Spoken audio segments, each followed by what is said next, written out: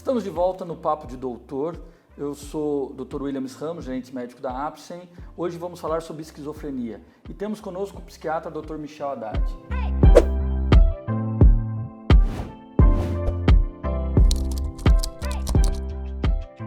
Dr. Michel, a esquizofrenia é uma doença que ela ainda tem muitas dúvidas entre as pessoas. Mas para iniciarmos o assunto, o que é a esquizofrenia?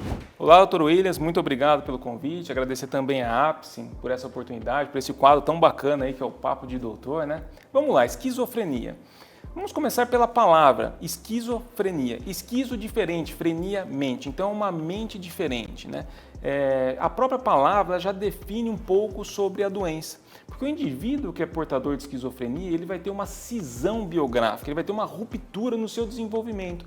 Ele, em um determinado momento da vida, quando aparecem os primeiros sintomas, esse indivíduo ele não consegue mais se reconhecer como antes, nem só a si, mas também não consegue reconhecer o contexto no qual ele está inserido. Então é como se fosse um outro modo de pensar. Por isso que a esquizofrenia é uma doença que causa um impacto muito grande na vida do sujeito. Quais seriam os principais sintomas da esquizofrenia? Muito bem. A esquizofrenia ela atinge aí cerca de 1% da população, né? No Brasil a gente tem 1,6 milhão de pessoas acometidas aí pela esquizofrenia, né? Os principais sintomas da esquizofrenia, Dr. Williams, são os sintomas positivos e os sintomas negativos. Os sintomas eles são divididos assim, tá?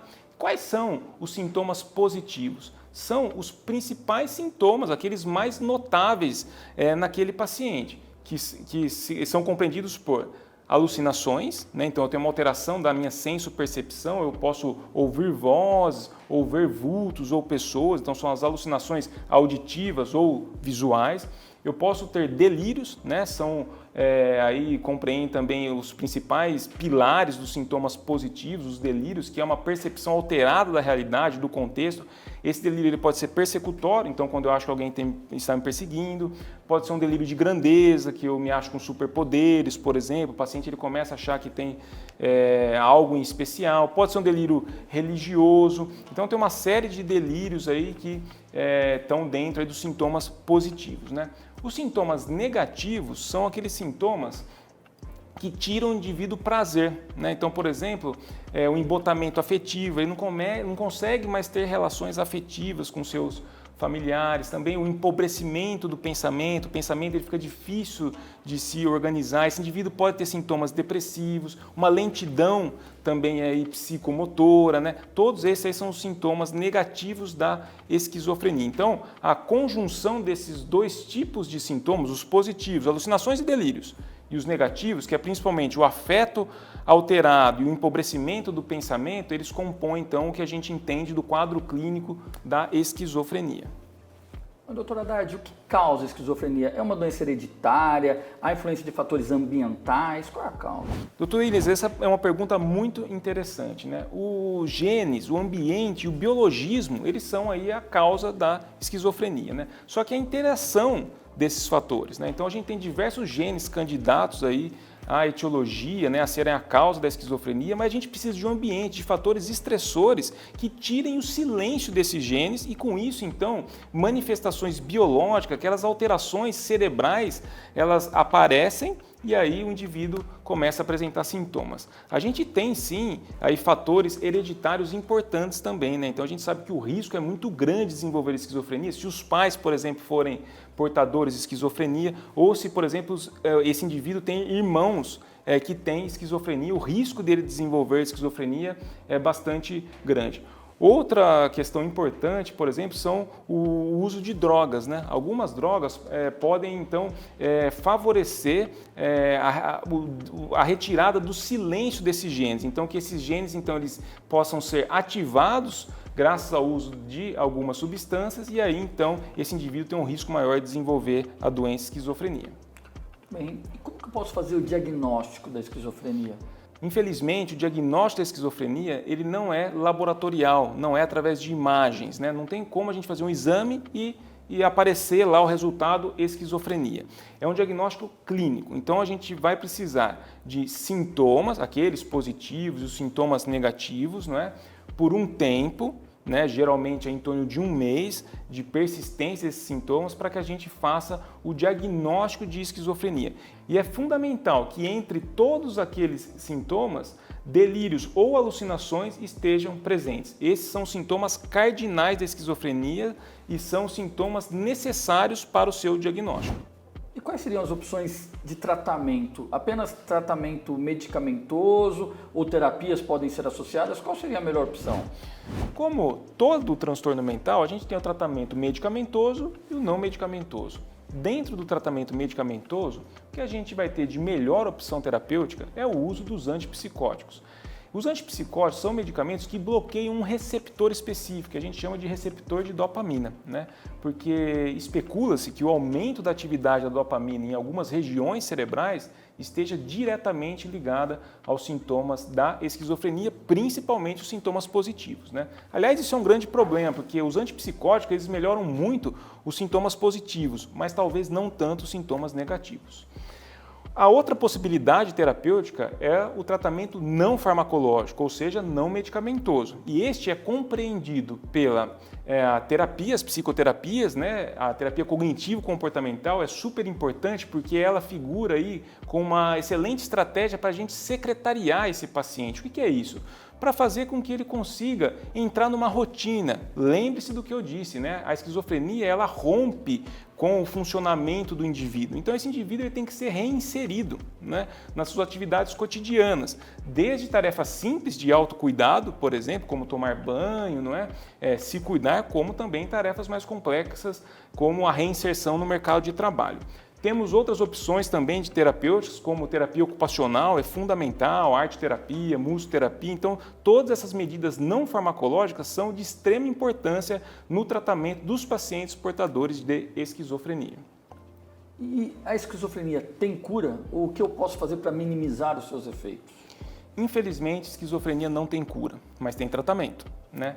O tratamento da esquizofrenia é um tratamento que vai ser para o longo da vida. Esse paciente ele nunca vai deixar de ser acompanhado por uma equipe de saúde mental, né? Por psiquiatra, psicólogo, por toda a equipe ali de cuidados, então terapeuta ocupacional, enfermagem, etc.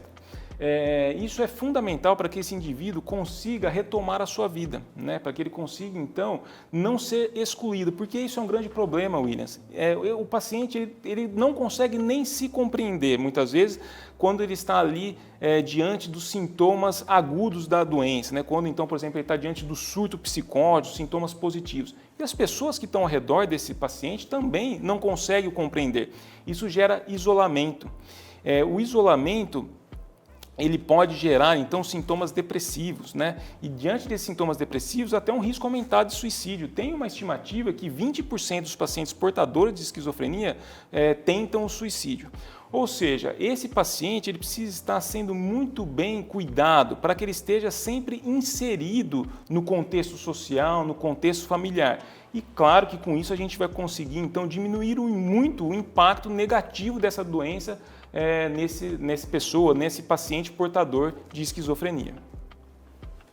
O senhor falou um pouquinho a respeito do impacto, mas apenas para a gente reforçar um pouquinho nesse papo, quais seriam os principais impactos na vida da pessoa e também o impacto na vida dos que estão ao seu redor? Como eu disse, William, isso é muito delicado porque a esquizofrenia é uma doença de exclusão, né? É uma doença que exclui. É muito frequente a gente ver pacientes esquizofrênicos que logo ali no início da doença eles fogem de casa, eles não são compreendidos, são isolados, muitas vezes motivados pelos próprios sintomas, alucinações, delírios, eles acabam saindo e agora estão em situação precária de vida, por exemplo, morando na rua, onde sofrem agressão e sofrem toda a pressão excludente da sociedade, né? Então a gente está em contato com esse paciente, tentar devolver a sua trajetória biográfica, né?